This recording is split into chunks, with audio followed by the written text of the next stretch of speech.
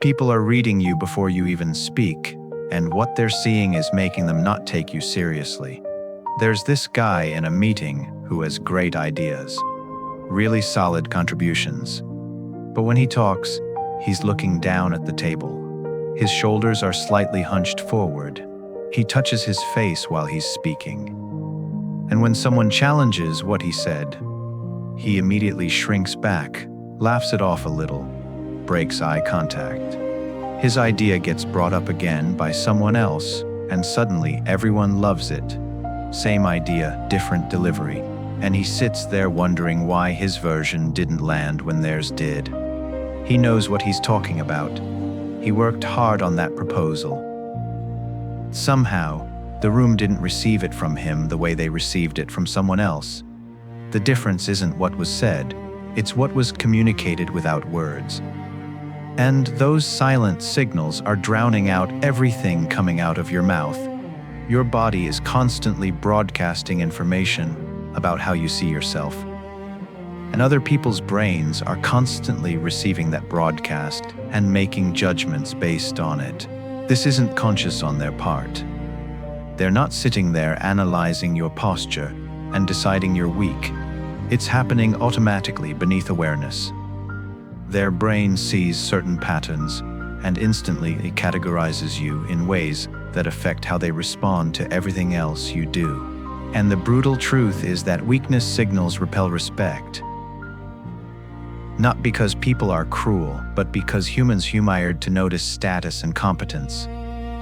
We evolved in groups where understanding social hierarchy was survival. Who's strong, weak, who's in charge, who follows? Your brain is still running that same software, scanning everyone around you for those signals. And you're giving off signals too, whether you mean to or not. The first thing people pick up on is how much you take up. And I don't mean being loud or obnoxious, I mean physical space.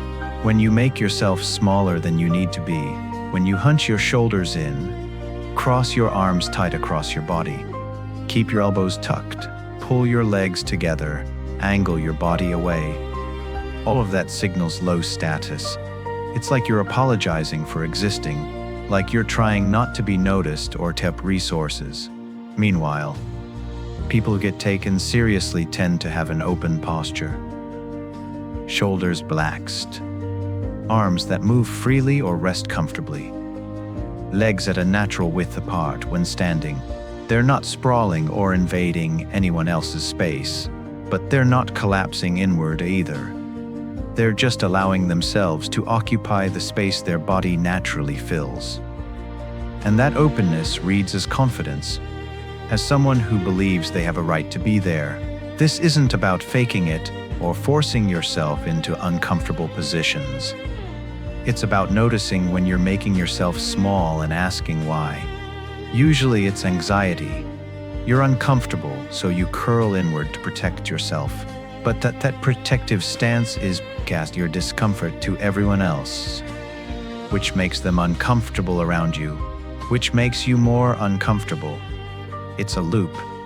Then there's fidgeting, touching your face, playing with your hair, tapping your fingers, shifting your weight constantly, adjusting your clothes. These are displacement behaviors. Your has nervous energy and nowhere to put it, so it comes out in these little movements. And every one of those movements says, I'm not comfortable right now, I'm not in control, I'm uncertain. People who appear confident have stillness. They move when they need to move, but otherwise they're settled. And that stillness communicates that they're okay. They're not fighting internal discomfort. They're present and grounded. And your brain needs that as strength, because historically, the person who's most relaxed is usually the person who's most powerful. They don't have to be on alert. They're not worried about threats. If you catch yourself fidgeting, the fix isn't to force yourself to be perfectly still. That creates tension, which people also pick up on. Instead, just notice the urge to fidget and breathe through it. Put your hands somewhere neutral, like resting on the table or loosely in your lap. Let them stay there. The discomfort will peak and then fade if you don't feed it with movement. Eye contact is massive, but most people get it wrong. They think you're supposed to maintain constant eye contact to show confidence. But actually, that can come across as aggressive or weird. Natural eye contact is more dynamic. You look at someone while you're talking or listening, but you also look away to think, to gesture, to reference something else. It's that when you break eye contact, you're not dropping your gaze down in submission. You're looking away horizontally or up, like you're considering something. That break still reads as confidence. What reads as weakness is when your eyes keep darting around looking for approval, or when you can't hold eye contact for more than a split second before looking down or away. That signals anxiety, insecurity, lack of conviction, like you don't believe what you're saying enough to look someone in the eye while you say it. And when someone challenges you or asks a tough question, holding their gaze for a moment before you respond is powerful. It shows you're not rattled. You're comfortable with the tension. You don't need to escape it by looking away immediately. Your face matters too.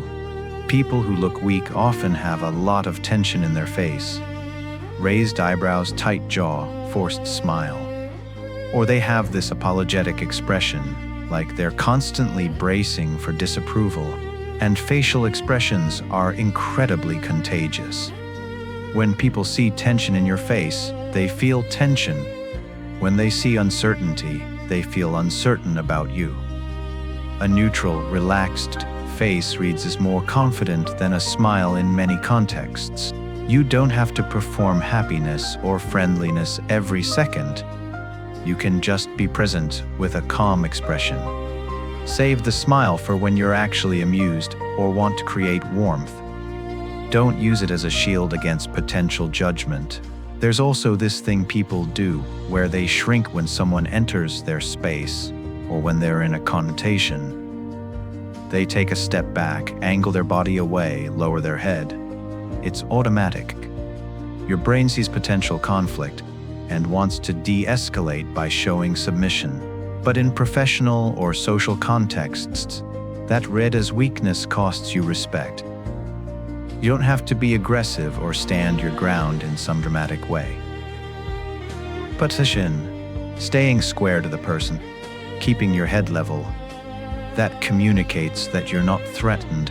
You're comfortable with this interaction even if it's tense.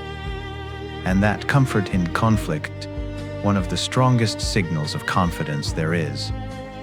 The way you move through space also broadcasts status. When you walk quickly with your head down, when you make yourself smaller to get past people, when you hesitate before entering a room, all of that says low status. But when you walk at a measured pace with your head up, when you move through space like you have every right to be there, when you enter a room without apologizing for your presence, people read you differently. They make room for you instead of you making yourself small for them. And this matters in surprisingly small moments. How you walk into a room for a meeting, how you approach someone at a networking event, how you move through a crowd.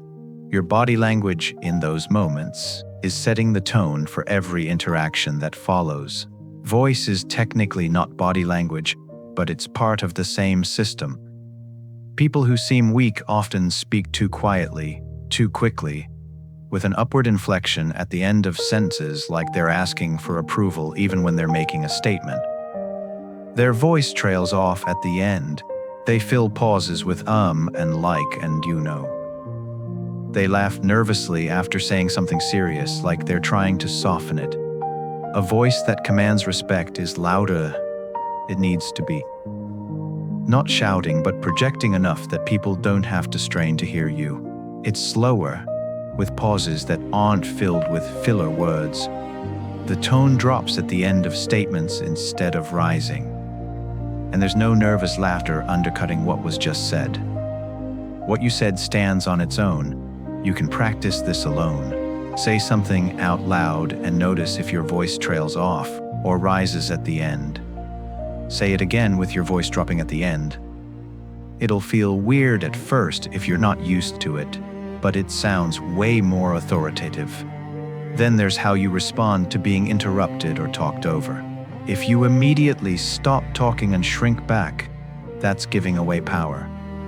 If you escalate and get aggressive, that's also weak because it shows you're threatened.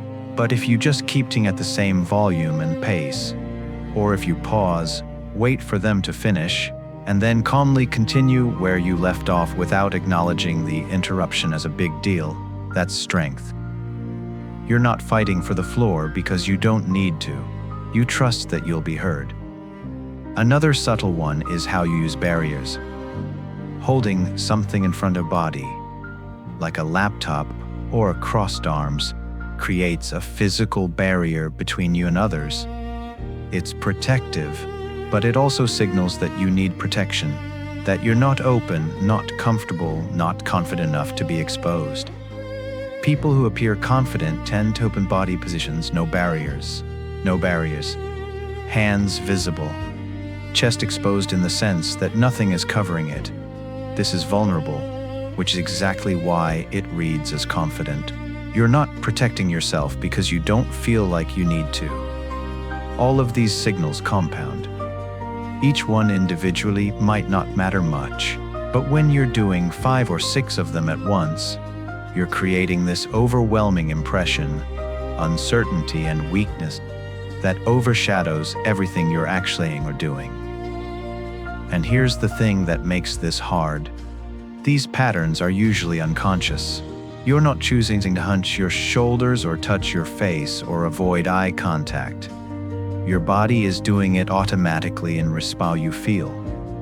So just telling yourself to stop doesn't work. You have to work on the internal state that's generating the external signals, because confident body language doesn't come from consciously controlling your body. It comes from actually feeling more grounded, more okay, more like you deserve to be in the space you're in. And you build that internal state through exposure, through practice, through proving to yourself over and over that you can handle uncomfortable situations. But in the meantime, while you're building that internal confidence, you can still work on the external signals, not to fake it, but to stop accidentally broadcasting weakness you don't even feel.